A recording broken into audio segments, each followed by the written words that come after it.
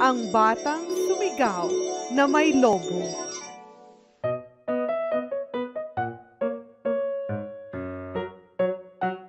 May isang batang pastol na nag-aalaga ng mga tupa ng buong nayon.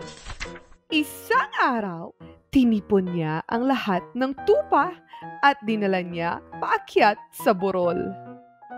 Sa paglipas ng oras, siya ay nainip at naisip niya na gumawa ng masayang bagay. Sumigaw siya sa pinakamalakas niyang boses. May lobo! May lobo!